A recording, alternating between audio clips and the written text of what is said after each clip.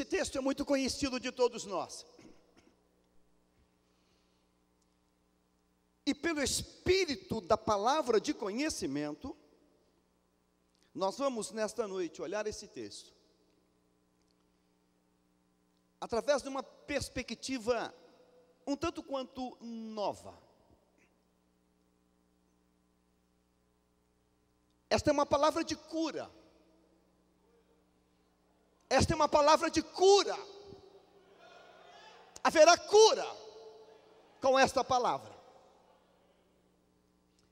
3 dias depois, houve um casamento em Caná da Galileia, achando-se ali a mãe de Jesus.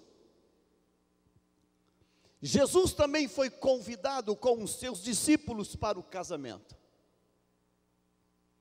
Tendo acabado o vinho, a mãe de Jesus lhe disse: eles não têm mais vinho. Mas Jesus lhe disse: mulher, que tenho eu contigo? Ainda não é chegada a minha hora. Então ela falou aos serventes: fazei tudo o que ele vos disser. Façam tudo, obedeçam-no, tudo o que ele disser. Estavam ali 6 talhas de pedras que os judeus usavam para as purificações, e cada uma levava 2 ou 3 metretas. Jesus lhes disse: enchei de água as talhas, e eles as encheram totalmente. Então lhes determinou: tirai agora e levai ao mestre-sala. Eles o fizeram. Tendo o mestre-sala provado a água transformada em vinho, não sabendo de onde viera, se bem que o sabiam os serventes que haviam tirado a água, chamou o noivo e lhes disse: todos costumam pôr primeiro o bom vinho, e quando já beberam fartamente, servem o inferior. Tu, porém, guardaste o bom vinho até agora. Com este deu Jesus princípio a seus sinais em Caná da Galileia. Manifestou a sua glória, e os seus discípulos creram nele. Amém. Pai, esta é a tua palavra, e pelo Espírito da palavra, age nesta noite, e através de todas as mídias, para a glória do teu nome, em nome de Jesus. Amém e amém. Você pode tomar o seu lugar. Bíblia aberta nesse texto.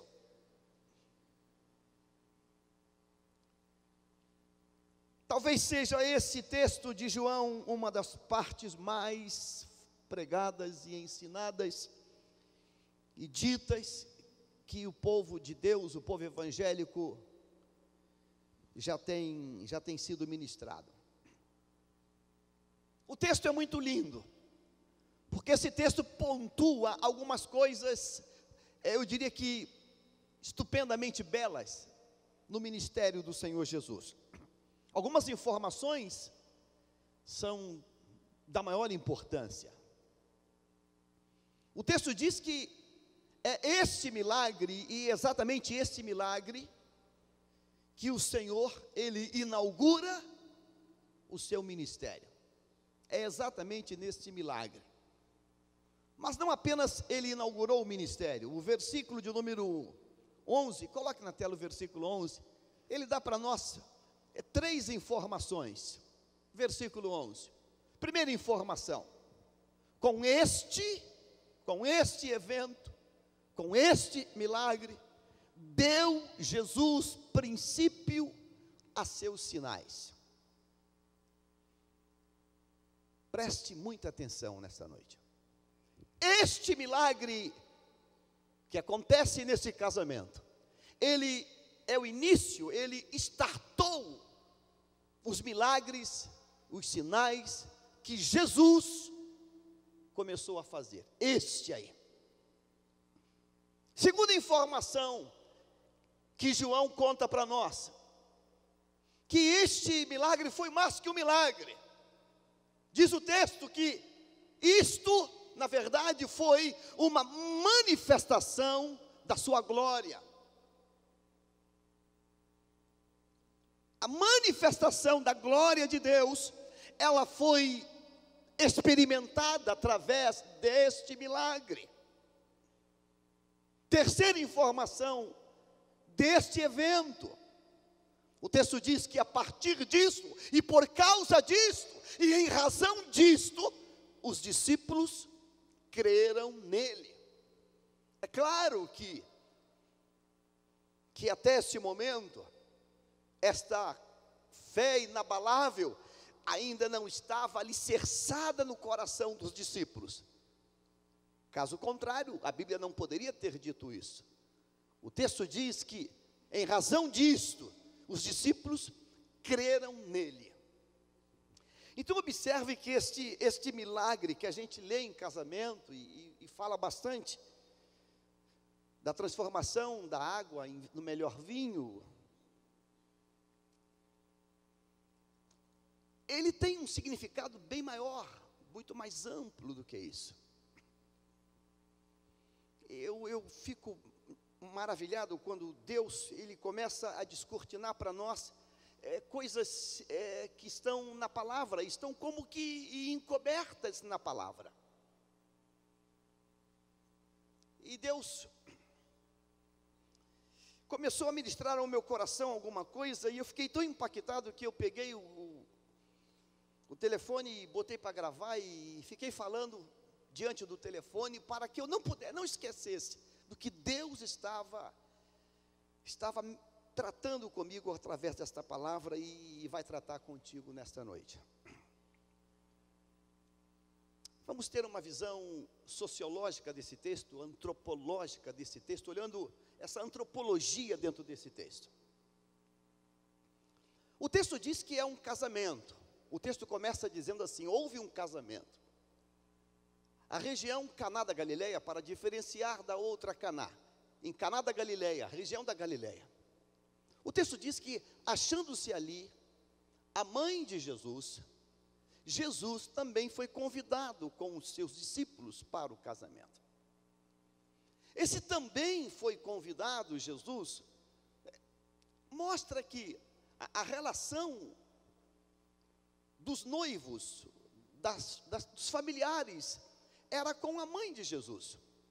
O texto diz que a mãe de Jesus, estando ali, ela vai participar do casamento. E por Jesus estar também, ele também foi convidado. E não, leva o teu filho, leva o teu filho. E também leva os discípulos, aqueles que o seguem, leva. Vocês são importantes aqui. O casamento nesse contexto, nesse tempo aqui, é um casamento que dura uma semana, 7 dias, é uma tradição, é uma cultura do povo hebreu, é uma cultura judaica, 7 dias de festa. E por que 7 dias de festa? Porque as distâncias não eram tão curtas como se tornam curtas hoje, de você poder ir a uma festa de carro, de táxi, de avião, de helicóptero, sei lá o quê. Nesse tempo é uma viagem longa, demorada. Então as pessoas saíam de regiões distantes, é como na roça. E as pessoas não apenas iam para o casamento, elas também pousavam naquele local, se hospedavam ali. Porque não tem como acabar uma festa e voltar para casa, chamar um táxi, um carro, não existe isso. Não haveria possibilidade de viajar à noite. Então elas iam e ficavam lá. A festa então durava um período de dias, 7 dias. O texto diz que a festa está transcorrendo e de repente, no meio dessa festa, já bem no final da festa, o texto diz que Maria, uma mulher antenada, ela descobre, ela percebe que há um mal-estar que vai acontecer, há um problema ali. e um problema fundamental. O texto diz que, tendo acabado o vinho, olha o tempo verbal. O texto não diz para nós que o vinho estava acabando. O texto diz que o vinho, ele já tinha terminado. Acabado o vinho. Eu não sei como Maria percebeu isso, se percebeu nos servos que passavam meio decepcionados e cabisbaixos. Eu não sei de que maneira, mas ela percebeu isso. O vinho acabou, não tem mais vinho. E não tem mais vinho significa que vamos encurtar a festa vai terminar. Acabou a bebida. E para a cultura judaica, o vinho era um símbolo de alegria. Há um dito popular judaico que se não houvesse vinho, não haveria alegria. Não tem mais vinho. E quando Maria, ela tem essa informação, diz o texto, a mãe de Jesus lhe disse, eles quem? Os donos da festa, os responsáveis pela festa. Eles não têm mais vinho. Na nossa cultura ocidental, quando a noiva, num casamento, os pais da noiva bancam a festa, e os pais do noivo bancam, rateiam outras coisas. Às vezes, hoje, há até uma associação para dividir as tarefas e o orçamento. Não sabemos quem estava bancando isso aí, se era a família dela ou a família dele, ou ambas as famílias estavam fazendo isso. Quando Maria disse, olha, meu filho, eles não têm mais vinho, acabou o vinho deles. Jesus traz uma palavra profética para sua mãe. Ele diz assim, mulher. Olha que o narrador trata ela como mãe de Jesus, mas ele não fala na mesma faixa. Ele disse mulher, mas de uma forma carinhosa. Que tenho eu contigo? Ainda não é chegada a minha hora. Mulher, não me envolva com essa situação. O que tenho eu contigo? Não é chegada a minha hora. Mas quando ele diz, não é chegada a minha hora, ele está profetizando. Ele está trazendo o governo do Espírito para aquela situação. A minha hora não é chegada, a minha hora está chegando. A minha hora vai ser inaugurada aqui, e a minha hora se fecha no Calvário. A minha hora não é chegada ainda. Maria então sai de cena, ela se afasta, ela não entra mais em cena. E diz o versículo 5, e nós vamos trabalhar com esses versículos, que é a partir do versículo 5 em diante. Olha que coisa que vai acontecer agora. Diz a Bíblia que, ela diz, aos serventes, fazei tudo o que ele vos disser. E ela sai de cena. Então agora vai entrar em cena Jesus, os servos, os serventes e o mestre-sala. Quando ela diz isso, o texto então dá-nos uma informação. Estavam ali 6 talhas de pedra que os judeus usavam para as purificações.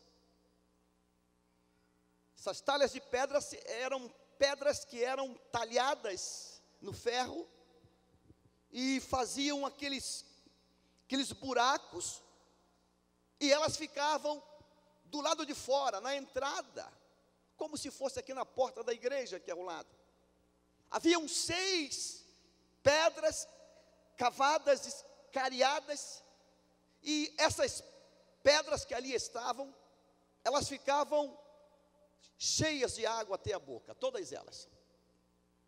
Na medida que os convidados vinham chegando, empoeirados, uma caminhada longa, antes de entrar eles iam até ali e se limpavam, se lavavam.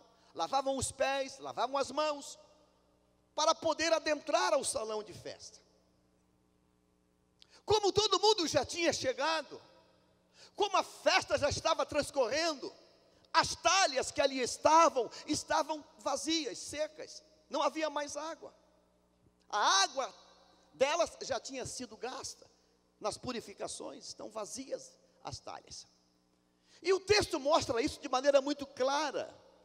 Cada talha tinha de 2 a 3 metretas, de 80 a 120 litros, cada uma delas. 80 a 120 litros de água, umas maiores e outras menores. Olha o que fala Jesus. Jesus lhes disse: enchei de água as talhas. Ele sabe que elas estão vazias. Ele sabe, ele viu. As talhas estão todas vazias, 6 talhas vazias lá fora. Jesus fala com os serventes: enchei de água as talhas. E diz o texto: e eles as encheram totalmente. Aqueles serventes que receberam a ordem de um convidado chamado Jesus, não questionaram, não discutiram, não falaram nada com ele, obedeceram a palavra. Qual a distância entre o local da festa e, consequentemente, aonde estão as talhas e o poço de água? Qual a distância? Qual é a distância a ser percorrida? A Bíblia não diz para nós.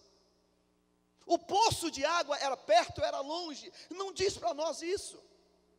Diz apenas que eles recebem uma palavra, que eles devem encher aquelas talhas.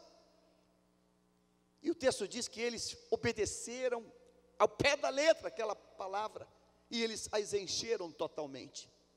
O versículo 8 mostra que eles se reportam a Jesus. Olha o que diz o 8: então lhes determinou. Ou seja, depois que eles carregaram toda a água, 6 talhas, 80 a 120 litros, façamos uma conta média, uma pela outra, 100 litros, 6 talhas, 600 litros. Imagine uma caixa de água dessas, que vendem no comércio, o tamanho. Imagine o volume de água que teve que ser transportado. 600 litros aproximadamente, as 6 talhas cheias. E quando eles enchem as 6 talhas, eles voltam a Jesus e dão a ele a notícia: Senhor, nós já enchemos as talhas. E quando eles dão essa notícia a eles não sabiam o que Jesus iria fazer com aquilo. Não imaginavam. Afinal de contas, a talha sempre foi usada para lavar, para purificar. E quando eles dizem isso, eles recebem uma segunda determinação. E a segunda determinação é essa: tirai agora a água que vocês acabaram de carregar, e vocês levem esta água ao mestre-sala. E mais uma vez eles obedecem de maneira completamente forte. O texto diz laconicamente assim: e eles o fizeram. Eles o fizeram. Eles o fizeram. Eles próprios carregaram água do poço. Sabem que é água. Sabem que é água. E eles agora não questionam. Esse homem falou, e eles fazem. E pegam aquela água e levam para o mestre-sala provar. Se aquilo não der certo, eles vão passar por uma reprimenda. O que é isso? Querem aplicar no mestre-sala algo não muito agradável. O texto diz que eles levam a água para o mestre-sala, e o mestre-sala provou a água. Aí diz o versículo de número 9: tendo o mestre-sala provado a água transformada em vinho, não sabendo de onde viera, Se bem que o sabiam os serventes que haviam tirado a água, chamou o noivo, e agora, e somente agora o noivo vai entrar em cena, porque o mestre-sala não está muito satisfeito. E o mestre-sala vai dizer a seguinte coisa: todos costumam pôr primeiro o bom vinho. Há um costume, há uma tradição, há um hábito, há um modus de agir, e esse mestre-sala, ele é um profissional nesta área. Todos costumam pôr primeiro o bom vinho, e quando já beberam fartamente, servem o de menor qualidade, o inferior. A primeira impressão é a que fica. Primeiro vinho é o melhor. E depois que todos já beberam bastante, estão bastante satisfeitos, aí serve o inferior. Mas o primeiro é o melhor. Então, o mestre-sala, ele dá como um puxão de orelha naquele homem e diz: eu não te entendo. Você guardou o bom vinho até agora. Até agora você guardou um bom vinho. Como que dizendo, você não fez uma coisa inteligente. Você não fez uma coisa inteligente. A melhor comida, o melhor vinho, a melhor bebida, você tem que dar no primeiro momento. É o primeiro impacto. Você botou isso para o final. Ninguém faz isso. Mas o texto vai dizer que, a partir disso, e com isto, Jesus manifestou os sinais, mostrou a glória, e os discípulos creram nele. Eu quero sair do lugar comum desta noite, e quero levar você, e queremos ir juntos, para olhar essa narrativa por uma outra perspectiva. Preste atenção. Uma festa de casamento, ela tem grupos de pessoas. Preste atenção. Imaginemos uma pirâmide social. Uma festa de casamento, ela tem grupos de pessoas em faixas de importância. Preste atenção no que eu estou dizendo, hein? Uma festa de casamento, imagine uma pirâmide social. Ela tem grupos de pessoas por faixas de importância, de significado.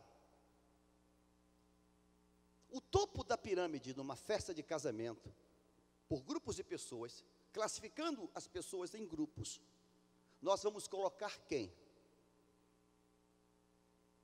O noivo, a noiva e as famílias de ambos.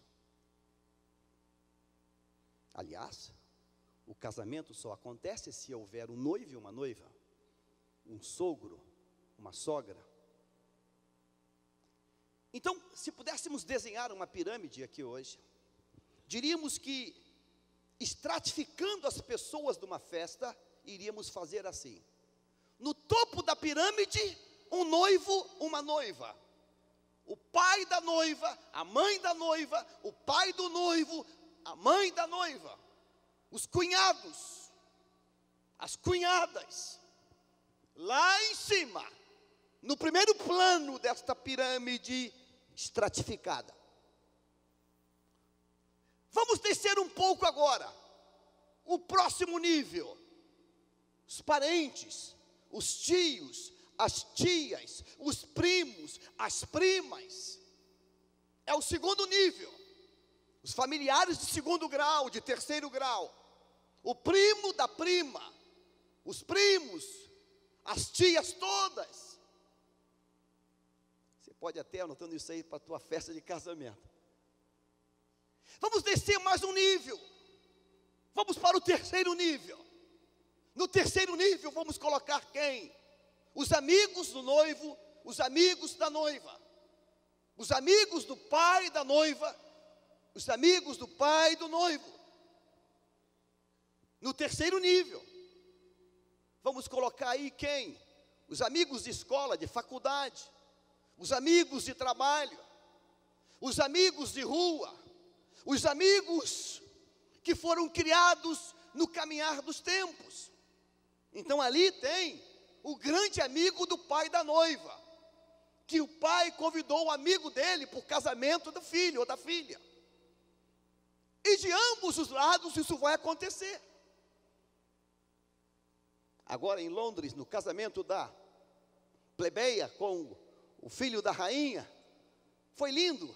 Ela convidou os amigos da cidadezinha em Londres, em que ela fora criada. Uma cidade minúscula, em que eles foram convidados. Ela foi criada ali, ela fez a alfabetização ali, são amigos lá de trás. Então nesse terceiro nível estão os amigos. Recapitulando, lá em cima, os motivadores da festa, o noivo, a noiva, os pais.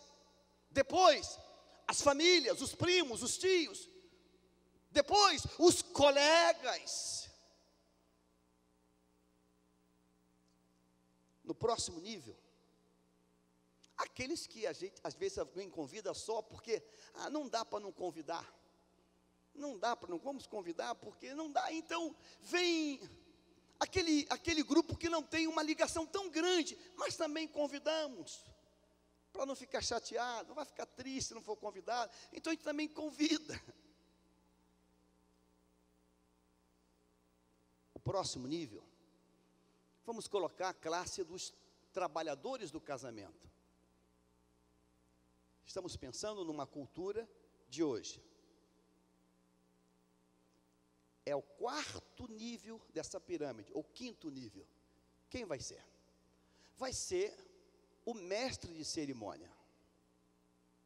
Vai estar aí aquela pessoa que vai fazer o cerimonial da festa.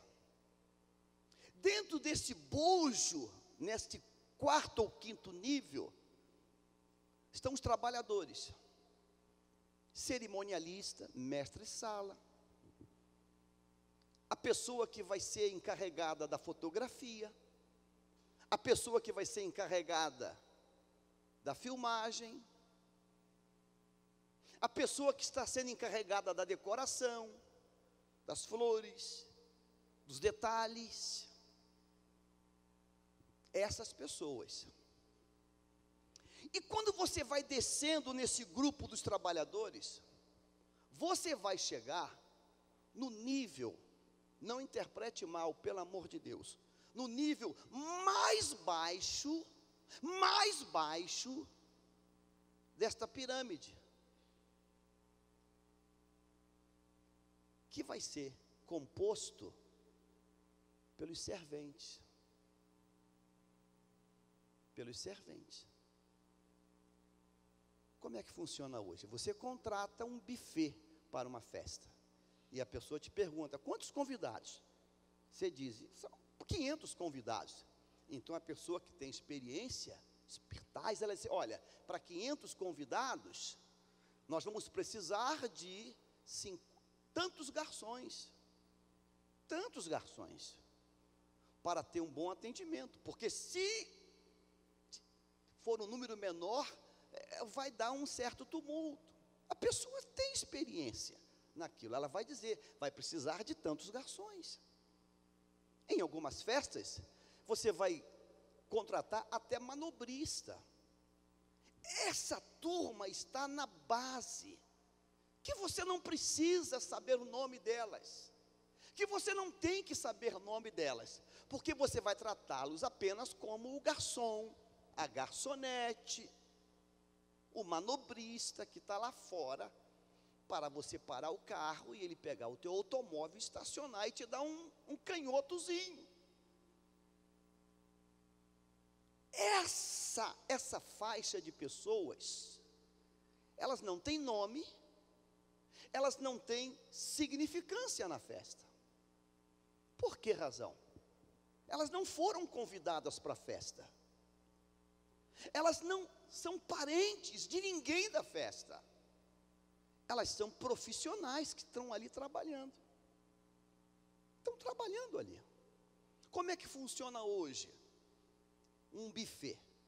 A pessoa diz, eu vou ter que ter 10 garçons. Olha, o custo de cada garçom para mim é tantos reais. R$ 50 por noite. Não importa, vamos botar aí 100 prata. Pensa isso, é R$ 100 cada garçom. A festa começa às 8 da noite e vai até o horário tal. Eles vão estar uniformizados com uma roupa, uma calça assim, uma camisa assim e uma gravatinha assim. E ponto final.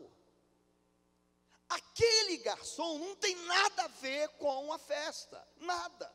Não é parente de ninguém, ele não tem nenhuma vinculação com nada. Ele apenas vai atender os convidados, ele vai servir os convidados. Só isso.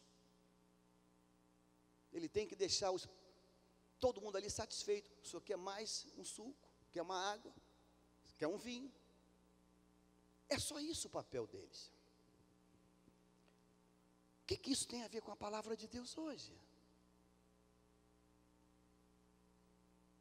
Jesus, ele é convidado de um casamento. Esse casamento tem uma estrutura de autoridade. Está no texto.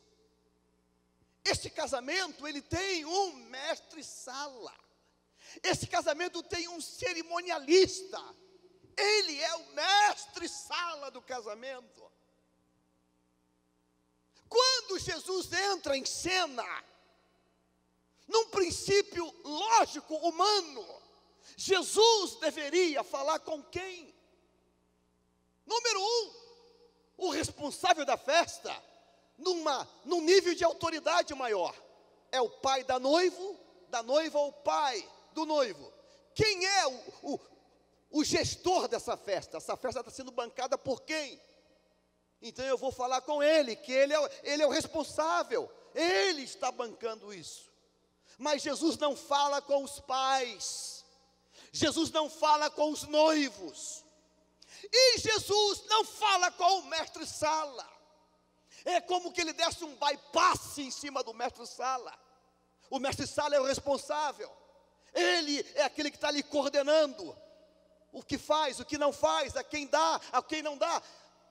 Garçom, sirva aquela mesa ali, são convidados especiais do noivo, sirva ela. Não, Jesus passa por cima disso tudo. E Jesus vai aos serventes. Aos serventes. E fala com eles em particular. Vocês encham as talhas que estão vazias. Ora, quando os serventes recebem essa ordem, eles saem de cena. Os serventes saem do salão de festa. Eles somem, porque eles vão para fora. Eles vão carregar água. Você há de convir comigo que durante um período de tempo, os garçons sumiram da festa. Está entendendo isso ou não? Sumiram eles.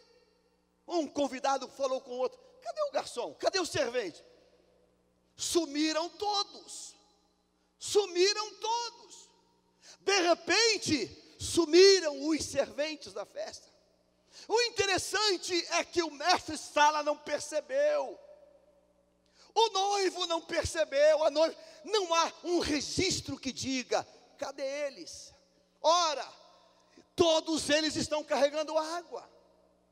Os serventes estão lá fora carregando água, arrumados, vestidos de servente. Qual era o tipo da roupa? Não sabemos, mas era uma roupa diferente, uma roupa adequada. Estão carregando água. E quem carrega água necessariamente se molha. É impossível carregar água com muita pressa sem se molhar nessa água. Estão se molhando. A água vem no ombro, a água veio abraçada. Como trouxeram esse cântaro? Qual o tamanho desse cântaro? 600 litros para serem enchidos.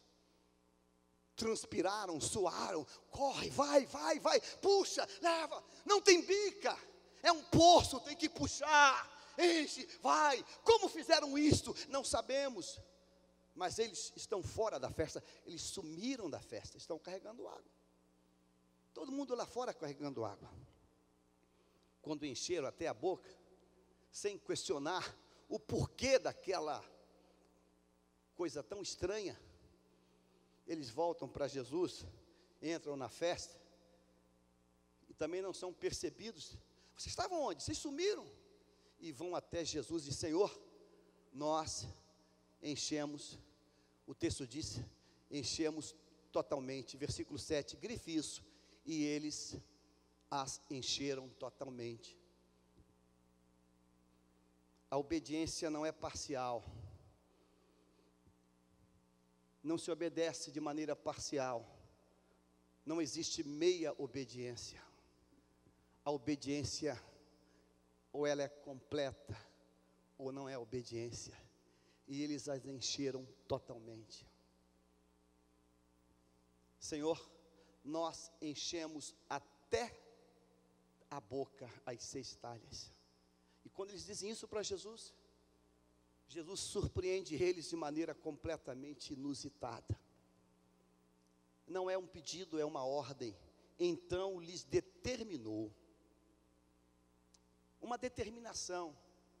Agora, vocês peguem lá a taça de vinho, encham as taças, enchem a taça, tirai agora e levai ao mestre-sala. E eles enchem a taça, o jarro de vinho, e agora vai à procura do mestre-sala, e lá está o mestre-sala, e diz: mestre-sala, prove esse vinho. E o texto diz que quando o mestre-sala prova o vinho, o mestre-sala tem uma reação muito forte. Ele não acredita no que ele está provando. Aquilo que ele está provando é alguma coisa inigualável. Aquilo que ele está provando supera em muito o que ele já provou. Ele fica assustado com aquilo. E o susto dele é tão grande com aquilo que ele esquece de perguntar qualquer coisa aos empregados. E diz o texto a seguinte coisa: tendo o mestre-sala provado a água transformada em vinho, não sabendo de onde viera, ele não sabe, ele não tomou conhecimento, ele não percebeu que os empregados sumiram da festa, ele não percebeu isso. Se bem que os serventes sabiam, o mestre-sala chamou o noivo. Chama o noivo. E o mestre-sala, ele não está muito contente, ele está furioso com aquilo. Olha o que ele vai dizer. E lhes disse: noivo, você quebrou o padrão. Noivo, você quebrou o padrão. Você quebrou o padrão. Noivo, todos costumam pôr primeiro o bom vinho. Você quebrou o padrão, noivo. Olha, eu tenho bagagem fazendo festas, mas você quebrou o padrão. Todos colocam o bom vinho primeiro, todos. Você porém, guardou o bom vinho até agora. O noivo não entendeu nada. O noivo ficou mais ainda confuso. Eu guardei o bom vinho. Tipo, eu nem sei desse negócio de vinho. Eu guardei esse vinho. Mas o noivo não entendeu nada com isso.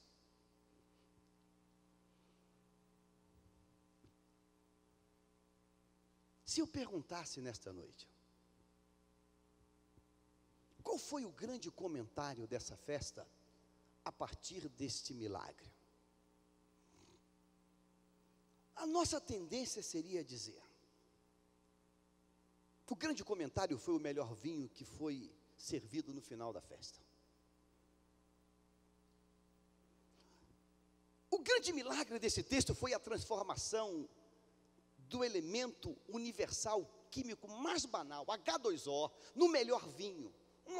Algo inacreditável. Como transformar dois elementos que não tem cheiro, não tem cor, inodoro, não tem sabor, transformá-lo no melhor vinho, numa substância? Como isso pode ter acontecido? Como a uva conseguiu entrar nessa composição química? Como? Um milagre espetacular. Mas sabe, eu quero olhar esse texto não a partir nem da água, nem do vinho, nem desse milagre que aconteceu. Eu quero olhar esse texto a partir dos serventes.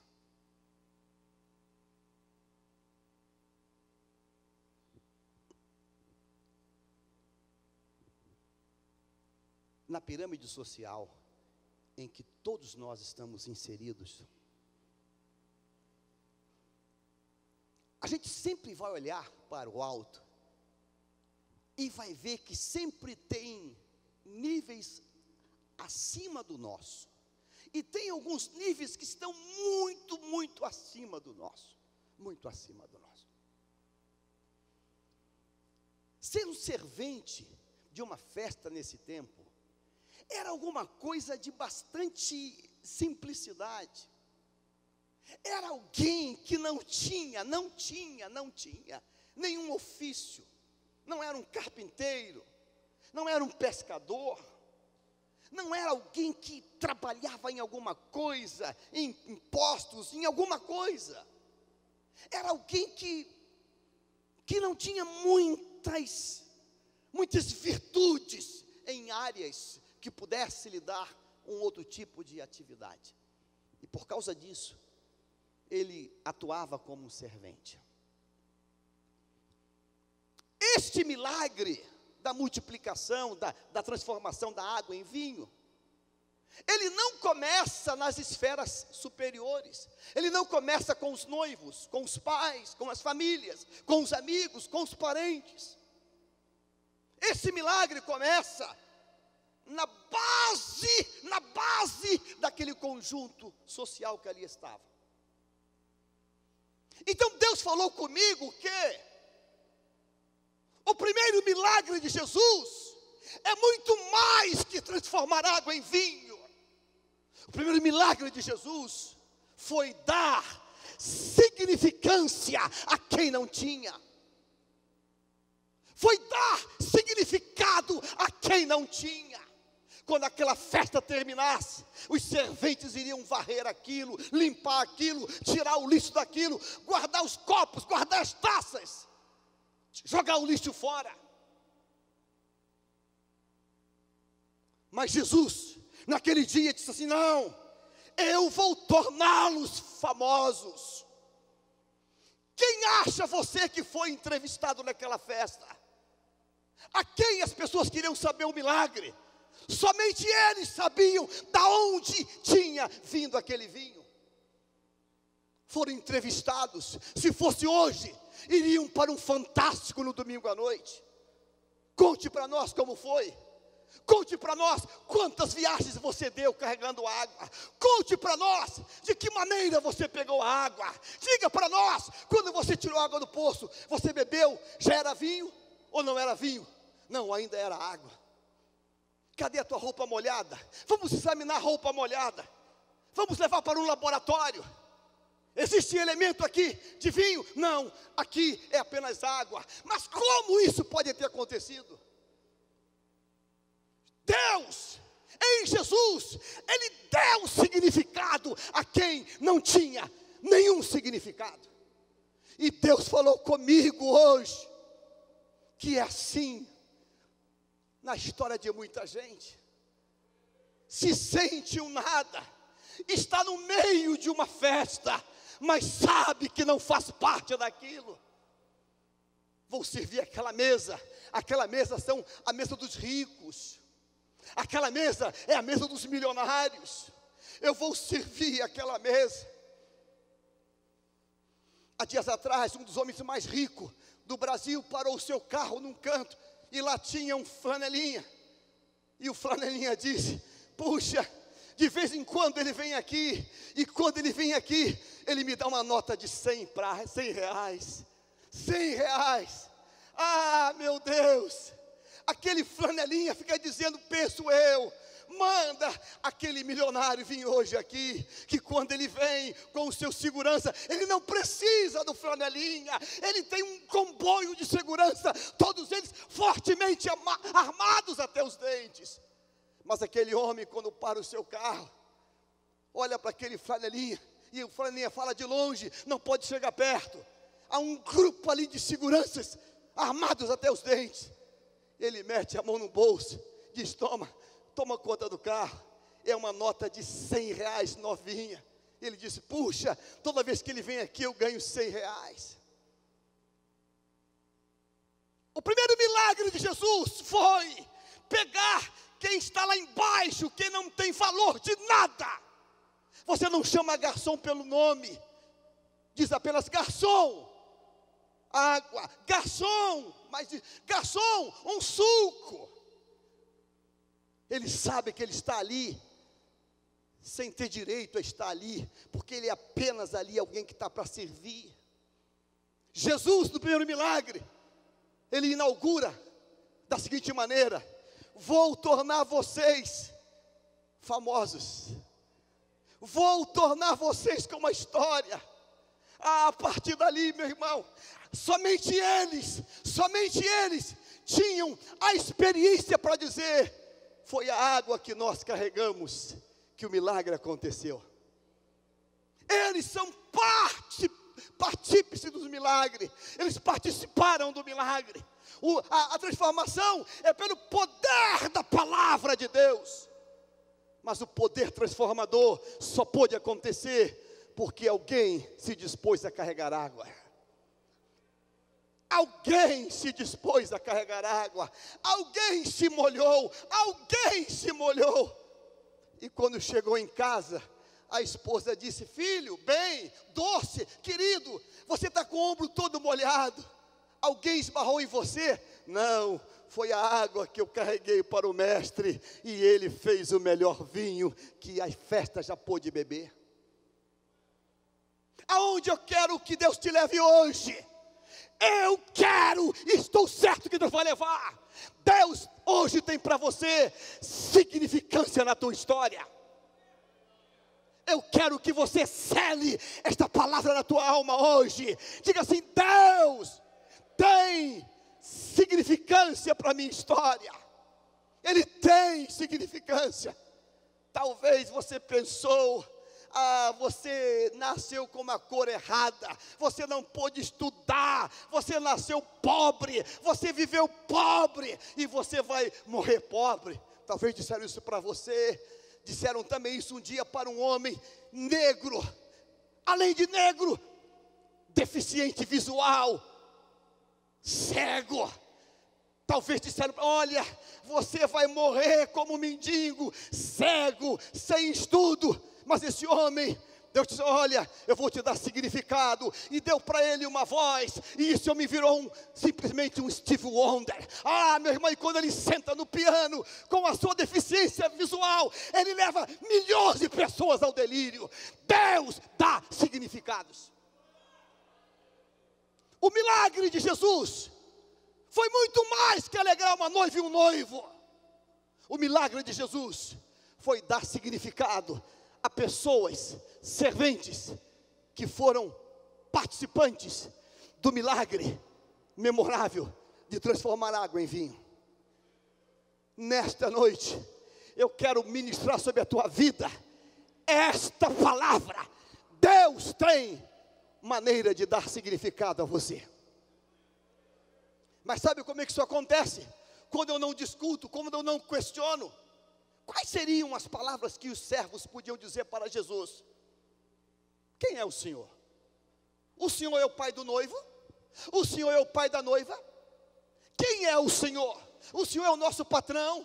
Nós nos reportamos ao mestre-sala. Não lhe conhecemos.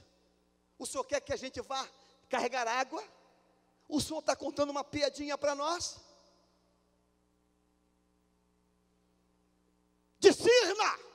Discirna o falar do Senhor, porque o falar do Senhor vai mudar a tua história. Eu estou impactado com o testemunho, vou contar porque ela não contou aqui na igreja. A nossa querida missionária Simone. Estivemos na Colômbia, ela nos apanhou com um carrinho velho na Colômbia, foi no aeroporto nos receber. A gente desce em Bogotá e tem que viajar um outro voo para Cúcuta, como se fosse uma Rio-São Paulo. Ela foi com um carrinho antigo, carrinho velho, 2006. Ela contou isso lá em casa agora. recebeu um pastor de Minas Gerais e um empresário do Rio Grande do Sul. Foram juntos conhecer o avivamento na Colômbia. Foram para a casa deles. E quando sentaram para comer, lanchar na mesa, o esposo dela, pastor Carlos Henrique, um abençoado de Deus, tinha no pulso um relógio. Relógio nada de fora do comum. Relógio comum. Talvez um relógio de 500, 600 dólares no máximo.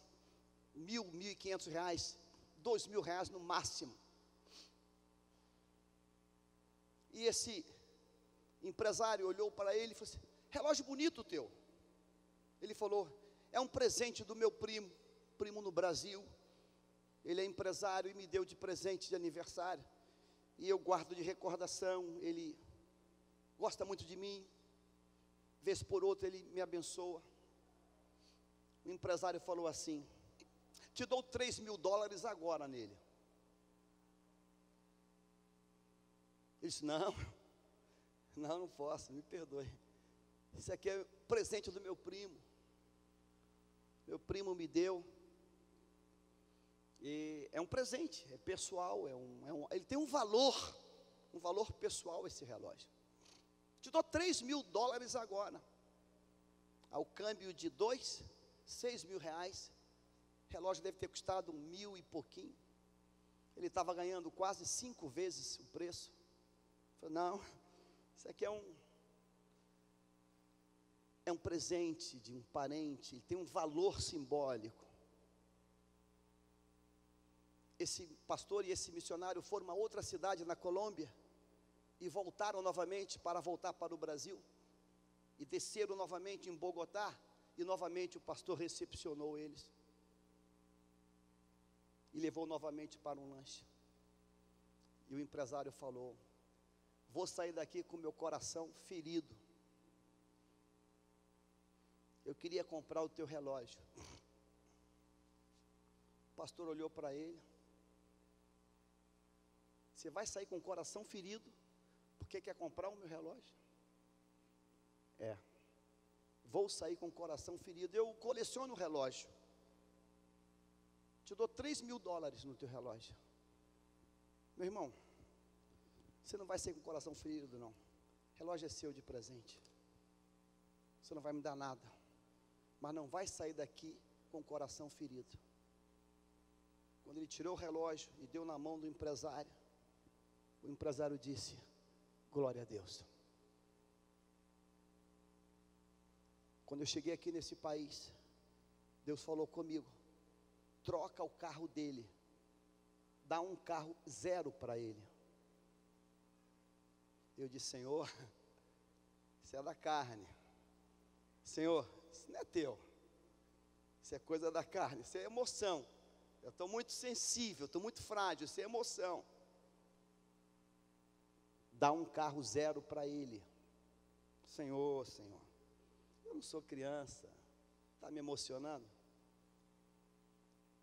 Lutou com Deus. Foi a Monteria, outra cidade. E Deus falando: dá o carro para ele. Ele volta para Bogotá. Senhor, eu vou fazer um teste com ele, Senhor. Se ele me vender o relógio por 3.000 dólares, aí eu sei, se ele não quiser vender, em vez de vender, se ele me der o relógio, eu vou entender que é para dar o carro para ele. Aí ele volta, embarca à noite para o Brasil. Rapaz, vou sair ferido. Queria te dar 3.000 dólares. O pastor fala: é seu o relógio. Não me dá nada. O relógio é seu. Quando ele fala assim: Senhor, eu entendi. Pegou o pastor, foi na agência Renault, pegou esse Duster, completo de tudo, tração nas 4 rodas, um carro que está na faixa aí de 80.000 reais, 90.000 reais. Pastor, escolhe a cor e o modelo aí. O pastor, sem entender nada, dentro da agência, com um carrinho velho: pastor, eu tenho que viajar, escolhe o modelo. Então, aquele aí, é esse, você gostou desse? Vendedor, executa aqui, anota aqui. Tira o pedido. Pagou um carro 0 quilômetro. E deu para o pastor um Duster 4x4, completo de tudo. É seu o carro. E o relógio? Esquece relógio, rapaz. Relógio era só o sinal de Deus.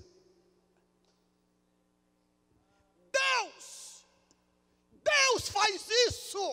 Deus pega aquilo que não tem nada. E Deus diz: olha, eu vou dar significado à tua história. Diga assim: depois daquele casamento.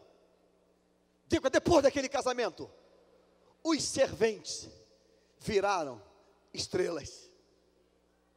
Meu Deus! O tempo todo, vem cá, me conta como é que foi, tu já conhecia ele? Não. Você sabia quem ele era? Não sabia não. Ele falou assim, ele tinha um olhar diferente, ele tinha uma voz diferente. Ele disse: olha, enchei de água aquelas talhas. E nós falamos assim: sim, nós vamos fazer. E nós corremos, e nós não entendíamos nada. Por que estamos enchendo talhas de água, se tínhamos que estar na festa? Vão nos mandar embora. E quando enchemos tudo, corremos lá: Senhor, já enchemos totalmente.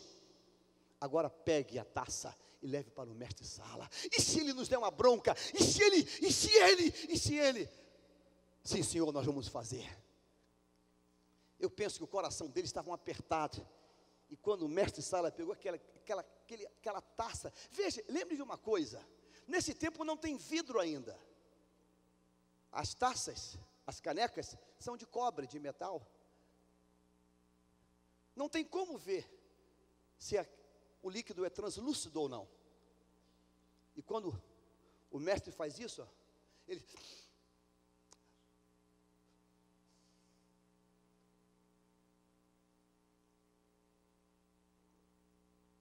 estão parados. E o mestre olha para eles: chama o noivo. Estão parados, petrificados. Noivo, você quebrou o protocolo. Todo mundo dá o melhor vinho no começo. Você guardou o melhor vinho até agora. Eu penso que um servente olhou para o outro, um olhou para o outro, e foram extasiados do prazer e da satisfação de ser significados por Deus naquele dia. Diga assim: eu recebo essa palavra. Diga assim: eu creio que o meu Deus vai trazer para a minha vida significado. Receba essa palavra hoje. O primeiro milagre começa quando Deus dá significado a pessoas que aparentemente era a base daquela pirâmide que ali estava. A base, quem eram eles? Os serventes. Sabe por onde entram os serventes? Pela porta dos fundos, pela porta de trabalho. Sabe que horas que eles entram? Antes da festa. E entra lá pelos fundos. Já vem em festa como se faz? Alguém fala assim de bom coração: prepara uns pratinhos aí e leva para eles lancharem lá atrás. Leva para lá para eles. Eu quero nesta noite profetizar sobre a tua vida. Pare de se sentir o menor do menor. Porque o primeiro milagre começa quando Deus inverte as coisas. Sabe?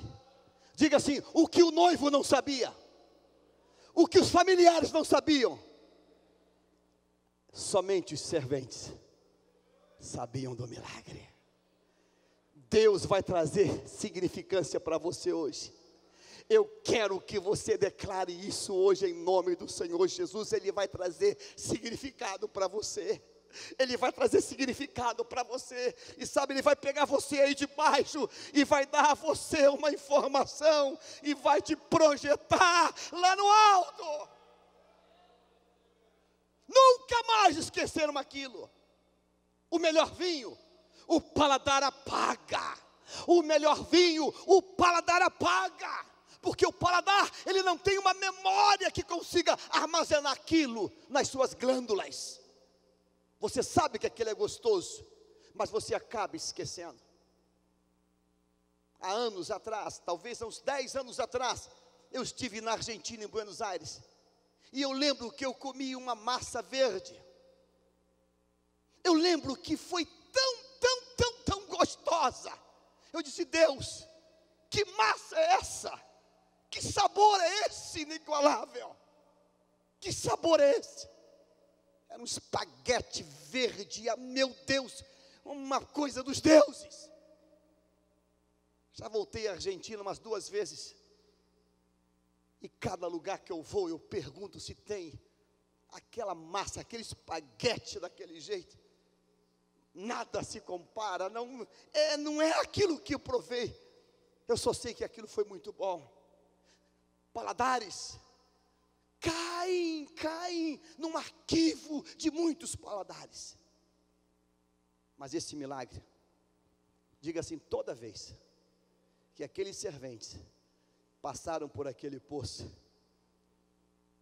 eles riam e diziam: ah, meu Deus, que noite daquele casamento.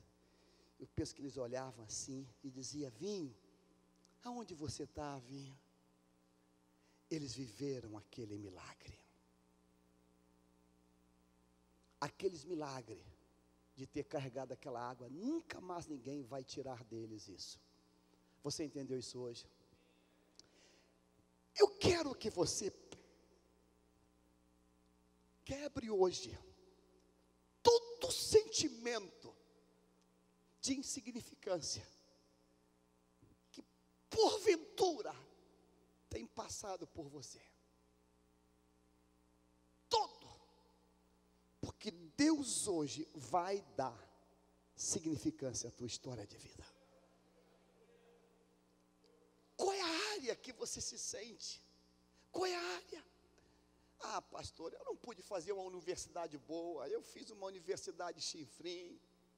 Ah, pastor, o cabelo não ajuda, a família não ajuda, as oportunidades, a vida não sorriu para mim. Toda sexta-feira tínhamos uma oração até 9 da noite.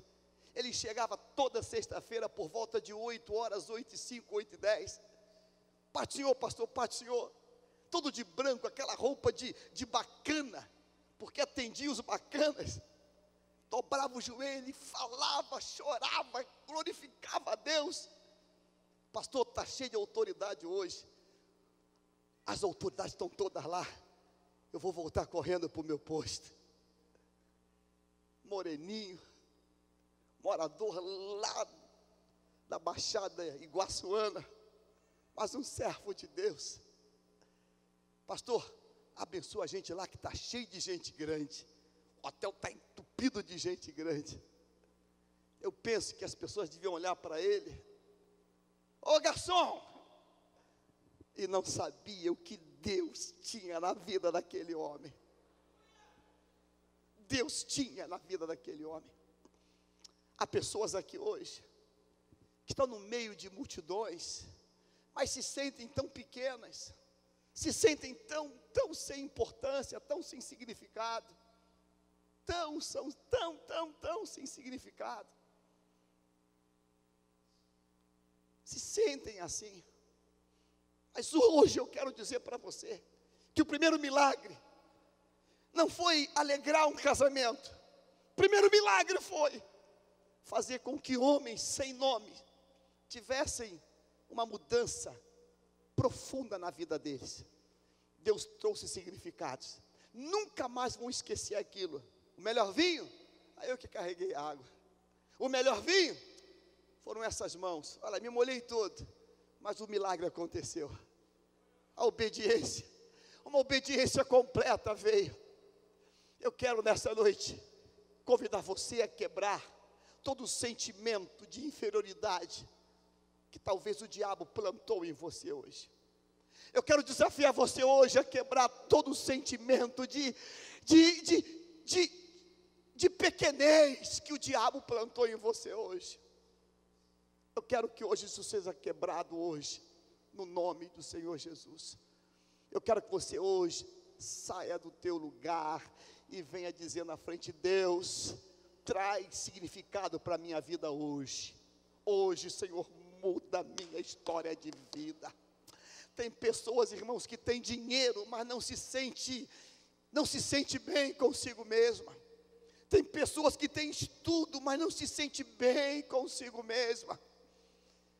E você tem lutado contigo mesmo, se sentindo um nada. O que é um servente numa festa? É apenas um serviçal. Jesus podia ter começado o milagre pelo noivo, pela noiva, pelos pais, pelo mestre-sala, mas ele começou pelos serventes. Ele mudou a história dos serventes. Se você está aqui hoje, você entendeu essa palavra, seja liberado agora e diga: Deus, muda a minha história de vida hoje. Eu quero ter significado na minha história. Sai do teu lugar agora e venha decidido a dizer: Deus, eu quero hoje ter significado. Esse ano não termina da mesma maneira como começou. Dentro de mim, revoluciona, dentro de mim, muda isso, Senhor. Tira esse estigma de nada de mim e me transforma e me faz uma pessoa plena. Muda a minha história. Aonde você está? Eu quero desafiar você hoje, você que entendeu essa palavra, seja liberada na tua vida agora, essa palavra agora, na autoridade do Senhor agora, seja liberada. Deus te abençoe, Deus te abençoe, Deus te abençoe, Deus te abençoe, Deus te abençoe. Marcas que trazemos, serventes, não, nunca mais serventes, passaram a ser pessoas exponenciais, pessoas importantes. Deus te abençoe, Deus te abençoe. O diabo vai ser vencido hoje. Olha, Deus falou comigo que é uma noite de cura na alma, cura no sentimento. Deus vai curar sentimentos hoje. Deus vai curar marcas profundas hoje. É uma noite de cura nas emoções, cura na alma. Deus vai curar hoje. Oh, Deus vai curar hoje, Deus tem cura hoje. Toda depressão, todo fracasso, todo sentimento de menor, todo sentimento. Oh, eu declaro hoje que o diabo é vencido. Eu declaro hoje que uma história nova começa. Sabe, a glória dele foi manifestada. Ele manifestou a glória. Ele manifestou a glória dele. A glória dele é manifesta, não numa água que vira vinho. Não, é muito mais que isso. Ele transforma. Quando vidas são transformadas pelo câmbio de Deus. Aonde você está, sai do teu lugar agora e venha dizer: Deus, me dá uma história nova, me dá uma história nova, me dá uma história nova. Ó Deus, eu quero ter uma história nova na minha vida, eu quero ter uma história nova. Aonde você está, venha dizendo: Deus, eu quero ter uma história nova hoje. Abra o teu coração, rasga a tua alma, chora, bota tudo para fora, bota tudo para fora, bota tudo para fora, bota tudo para fora, bota tudo para fora, bota tudo para fora hoje, porque é uma noite de cura. Ele vai curar você, Ele tem cura para a tua alma hoje. O Senhor tem cura, a cura de Deus, a cura de Deus, a cura de Deus, a cura de Deus hoje. Eu libero a palavra. A cura do Senhor hoje. Nunca mais serventes sem nomes, mas foi por eles e por causa deles que o milagre aconteceu. Oh, Xanamachés, Deus tem milagres hoje. Aonde você está? Aonde você está? As irmãs e os irmãos, os pastores, os presbíteros, vamos nos aproximar, vamos ministrar sobre essas vidas. Oh, Xanamachés, Xanamachis. Oh Deus, Deus abençoe. Deus abençoe. Deus abençoe. Começa a ministrar, meu irmão. Há raízes profundas que tem que ser quebradas. Começa a ministrar. Há raízes profundas que tem que ser quebradas. Há raízes profundas que tem que ser quebradas. Comece a ministrar, meu irmão. Comece a ministrar, minha irmã. Tem raízes profundas para ser quebrada hoje. Comece a ministrar, comece a ministrar, comece a ministrar.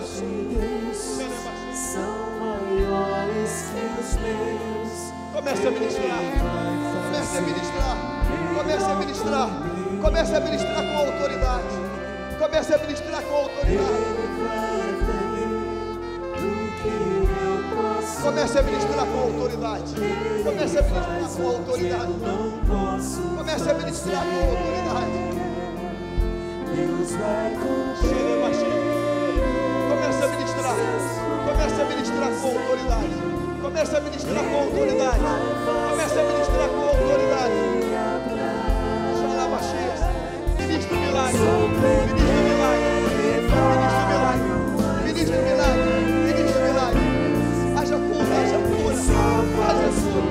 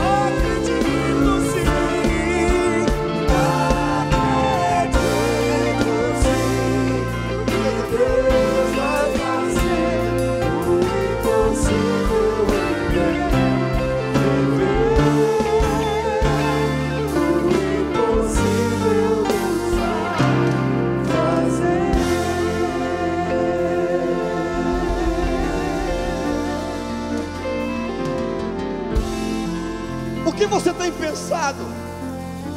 O que você tem pensado? Talvez aqueles homens diziam: será que essa festa vai ter gente chata? Será que essa festa vai ter aqueles convidados de nariz em pé? Será que essa festa vai ter aqueles convidados que humilham o garçom? Será? Eles não sabiam que naquele casamento teria um convidado diferente.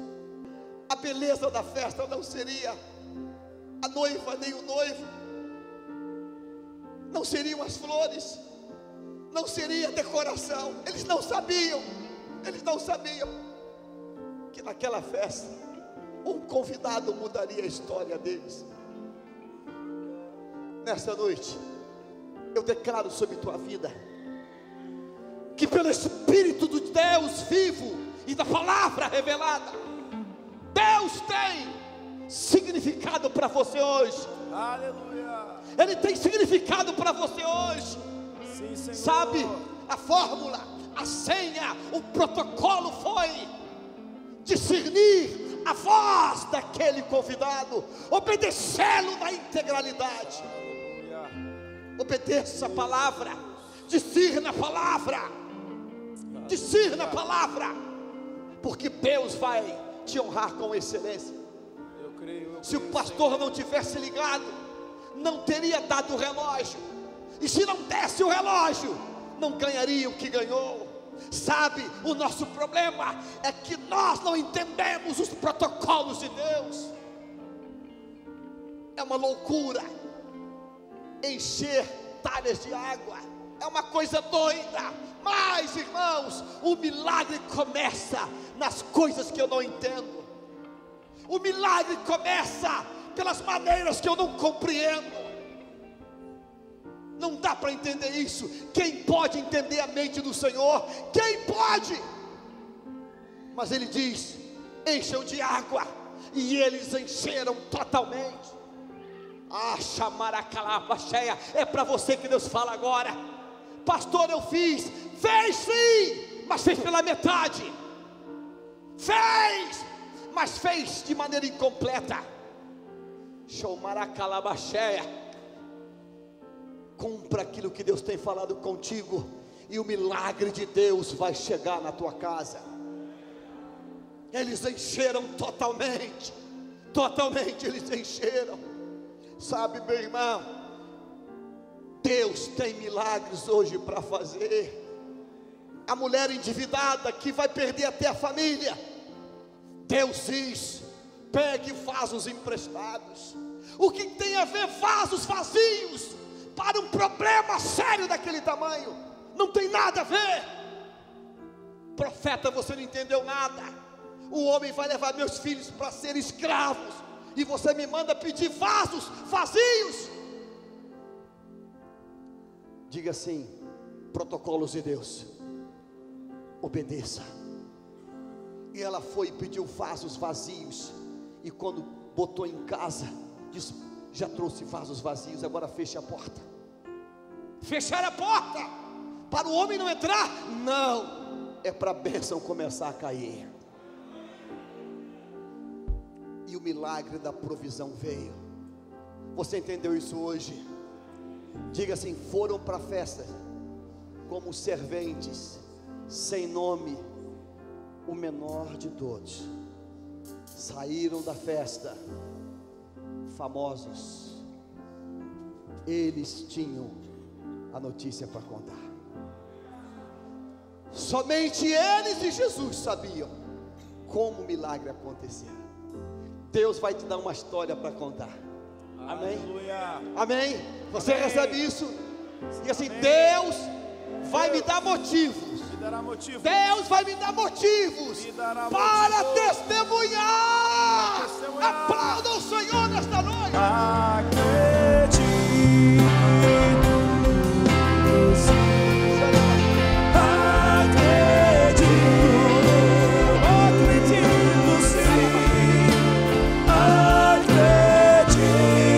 sim que Deus vai fazer o impossível em meu viver.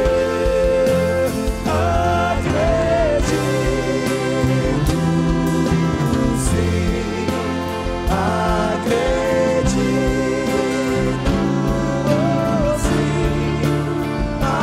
acredito sim que Deus vai fazer impossível em meu viver. O impossível Deus vai fazer.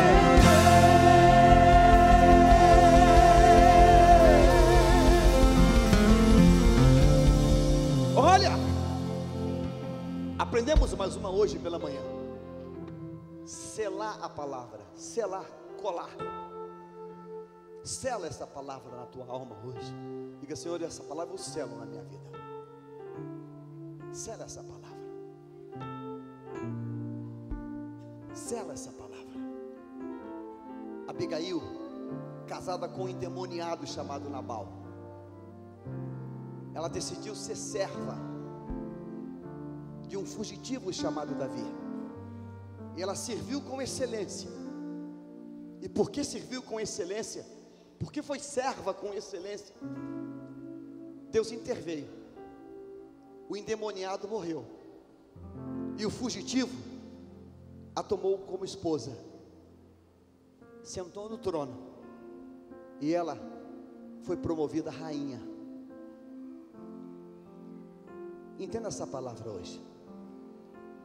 Deus vai trazer significância para a tua vida. Você entendeu o que eu falei? Diga assim: eu selo essa palavra. Eu selo essa palavra. Deus está trazendo significado para a minha vida. Para minha vida. Receba essa palavra hoje. Sele essa palavra hoje. creia nessa palavra.